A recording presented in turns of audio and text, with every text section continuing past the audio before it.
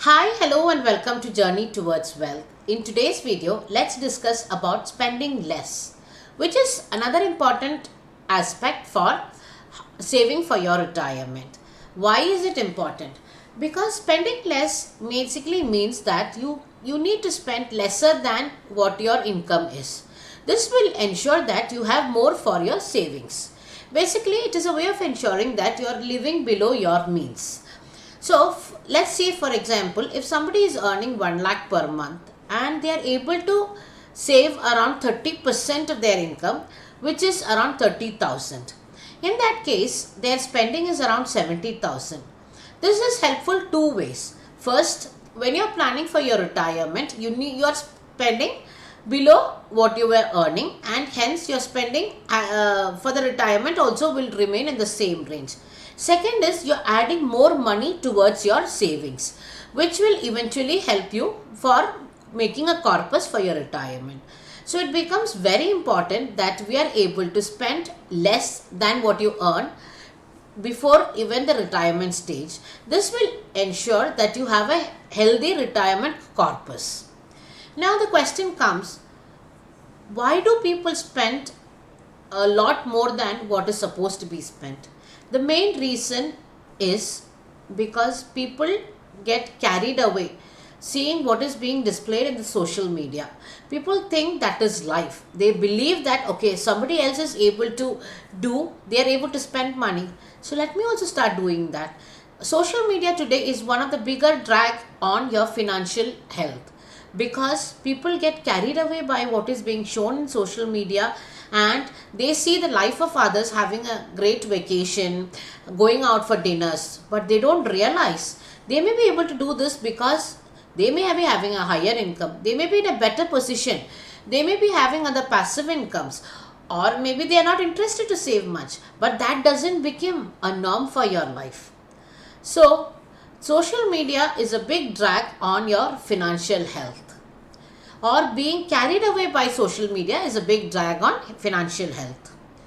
Another reason is people do not actually realize the difference between a need based spending and a want based spending. Basically, a need is something which is essential for you, which is needed for your life. Now, times have changed. The basic needs are not the only needs that people spend money on. It is not like people only buy the basic clothing, the basic of food or the house. No, times have changed. Now, car has become a necessity for many people. But again, the difference is a need based spending on a car would be buying a basic car suiting your requirement, but a want based buying is to buy a luxury car or an expensive car. Why? Because you feel that it is a way to show that you are rich to the world, but that may not be the necessarily your case. So you need to differentiate between a need based spending and a want based spending. Another thing is, I have seen many people at a very young age would take a huge EMI and then take a big property which they may not even use, or at that point of time their life may not need. But again, it is a social pressure. You need to show the world that you have money and you are rich, but you don't realize you're able to do it because you've taken a loan, a huge EMI. That is again a want based spending and not a need based spending. So it becomes very important that you're able to differentiate between needs and wants when you buy a thing. Another reason why people tend to spend more is because of impulsive buying. When you go to a shop, you like something, immediately you will want to buy it. But a trick to help in this kind of feeling is you put that in your cart, or you see the product, then you keep it there, and then you think, okay, I will come back after a week and then I will see if I really need. Believe me, in 90% of the case, you will realize that product was never your need, or it was just an impulse. It is just a feeling from you that, okay, you needed to buy, but you actually didn't need it. And 90% of the cases, you will not go back to the shop after a week to buy it. I think this can be something which can be worked out. The same thing applies for your online shopping. What happens is, when you see good products online, when they are available on a discount, you get excited about it and then you put it in the cart.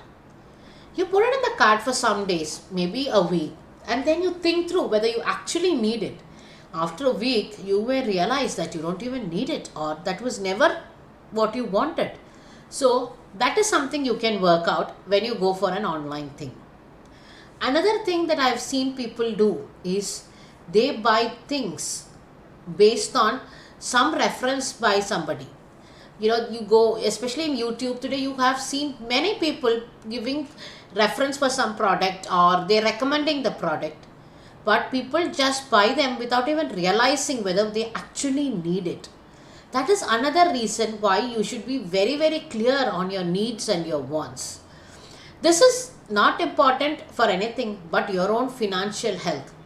I have seen people putting in so much of effort to take their care of their physical health for their body, but when it comes to their financial health, most people are ignorant or not interested in taking care of it. Believe me, at the end of the day, your financial health is very important, and it is so very important that you take care of your financial health as much as your physical health. There are few questions that I run through before I make any purchase. The first question is, do I really need it? Is it a need based buying? Because if it is not a need based buying, then I actually need to filter it through various questions before I buy it. So, the first question, whether it is a need based buying. The second thing that I ask is, what is the actual cost of buying it? Is it just the amount on the bill, or is it beyond that? Especially when you're buying something on credit, when you're taking a loan and buying something, there is an extra interest rate that you will be paying. So I would see that also as a cost and not just the price of the product. So that's a second question that needs to be asked, which is what is the actual real cost of the product? The third question is, will this buy make me happy only for a short term of time? I mean, there are things like, buying a new phone. Yes, it gives you happiness, but it's a short lived happiness. But if it's a phone which has some utility for you beyond that short lived happiness, then it makes sense for you to spend money on it. But if it is a limiting product where you think that, okay, 1 month I'll be very excited about it, after which the happiness fades off, then I would actually try to avoid such purchases. I would actually figure out how long can this product be useful for me, or how long can my happiness last if I buy this product. Another question is, how urgent or how important it is at this point of time. Can I postpone buying it? Do I really need to buy it now, or can I wait for another 6 months before I make the purchase?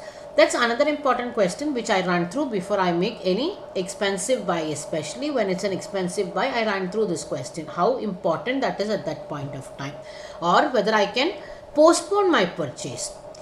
When I want to buy something which is not just need based, but it's a want, which I really felt like buying, it's a want.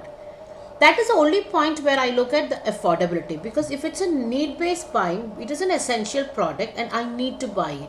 So there I don't look at affordability, because usually need based buying will not be a very expensive buy for us. So we only look at budget, or whether we can afford a product only if it is a want based buying. I have heard people say that they buy based on the fact whether they can afford to buy it. But according to me, that is not the right question to ask when you buy a product, because many products that you may be able to afford may not be things that you need. So, the initial filter for you to buy anything should be whether you need it, not whether you can afford it. Affordability is just a part of it, it is not the only thing based on which you need to buy things. First, differentiate between the needs and the wants and make your purchase decisions accordingly. Ensure that you're spending less is to actually make purchases which are planned. You have to budget and then make the purchases accordingly.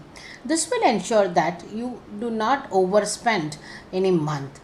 The problem is, once we go to a shop, we like something and most people would like to immediately buy the product.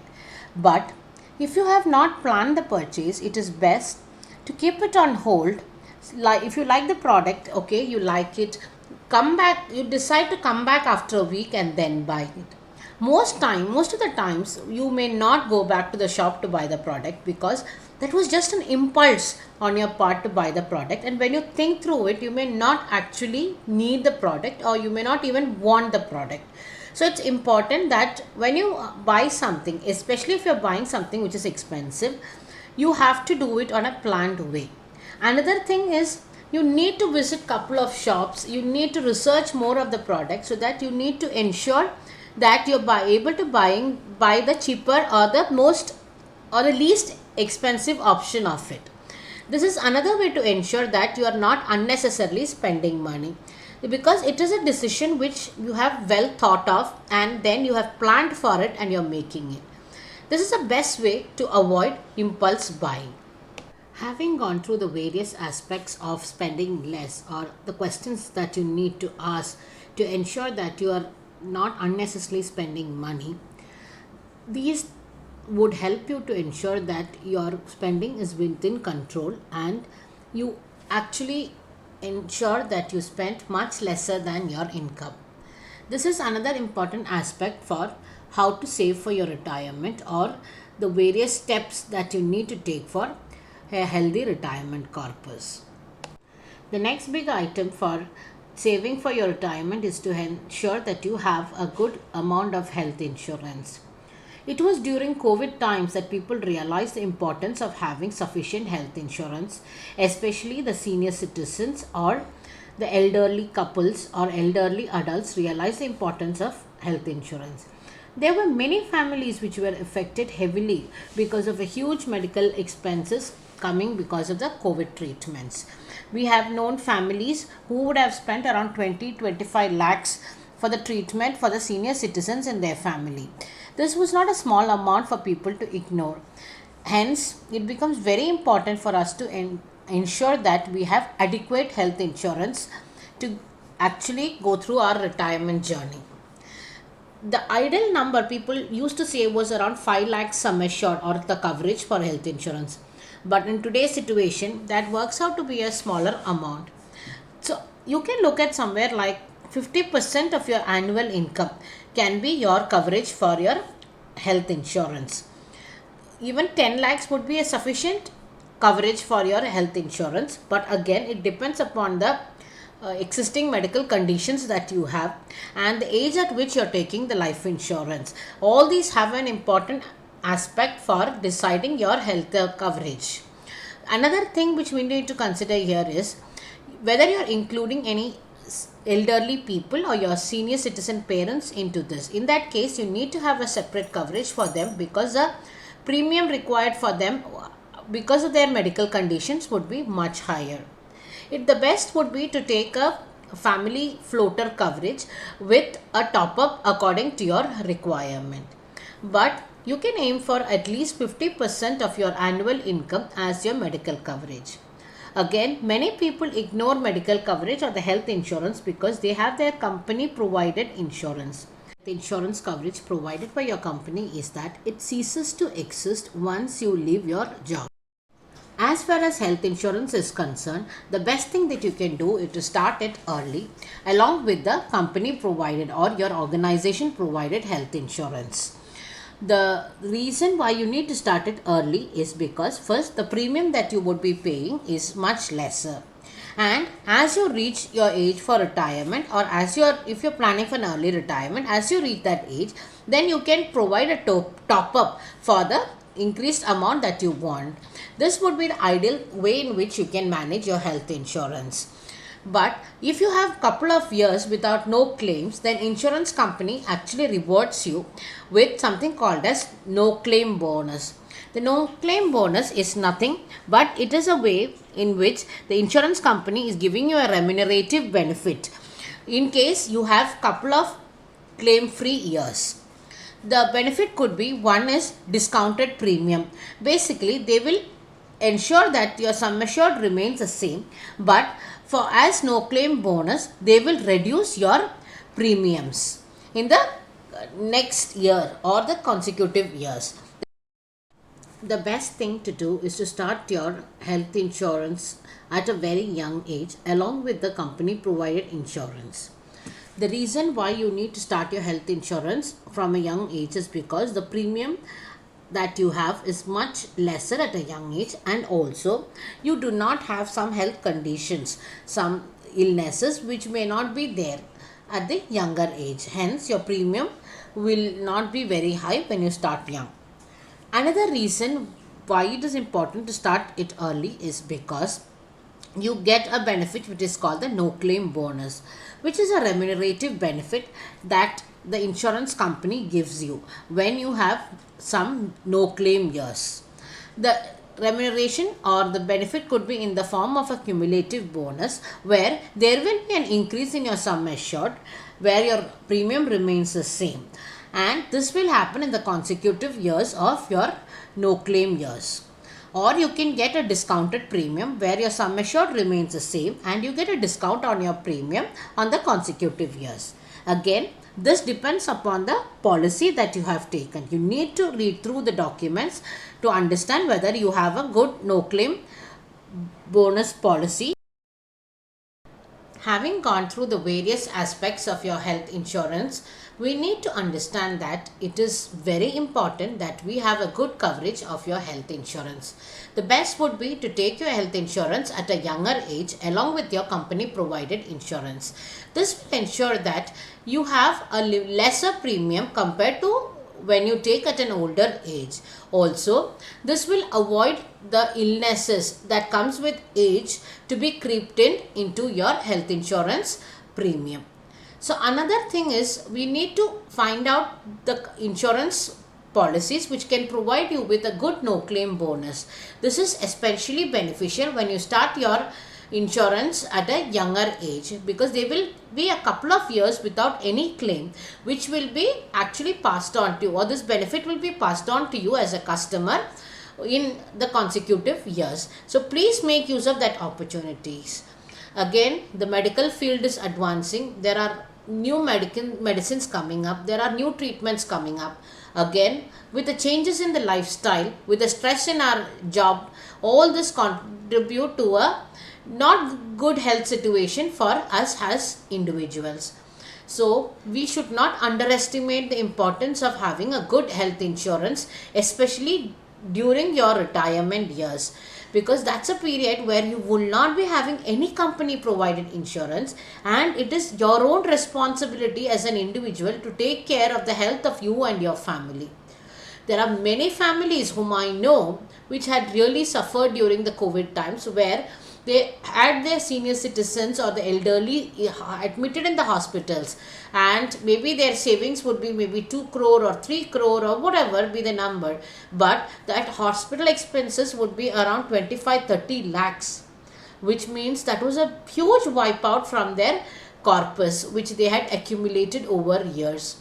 So to be on the safer side, even if you have a higher coverage, it is fine, but please have your health insurance in place for a happy retirement. Thank you everyone for watching this video. Please like, share and subscribe this channel so that it can reach maximum people. Thank you once again for your support.